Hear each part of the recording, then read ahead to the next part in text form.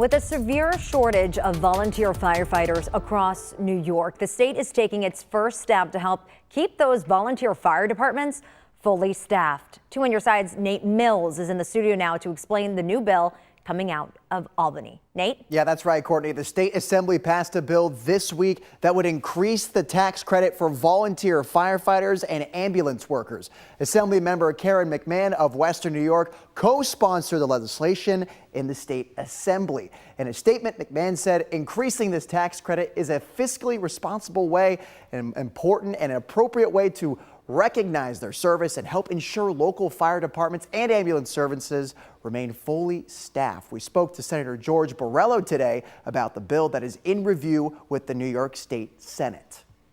The state of New York has lost 20,000 volunteer firefighters over the last 2 decades, and the people left are being asked to do more with less. See, on top of fire expertise, State Senator George Borrello says many volunteers must also field calls involving emergency services like heart attacks and car accidents. Those calls require more training and faster response times. And for a state that relies so heavily on those volunteers, the demand is becoming overwhelming. According to FASNY, the group that represents volunteers across New York State, volunteer firefighters save New York taxpayers about $4 billion with a B, $4 billion a year versus having to pay for professional first responders.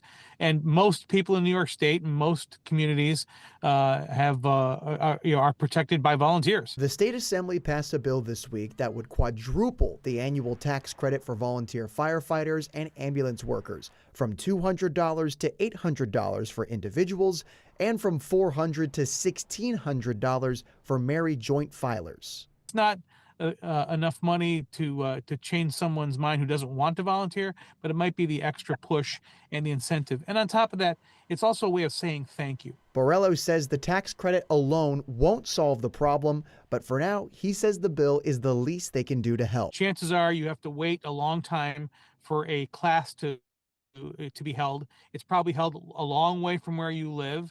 You have to make your own accommodations, and arrangements to get there. So we should be doing these classes more frequently. We should be doing, more online, virtual trainings.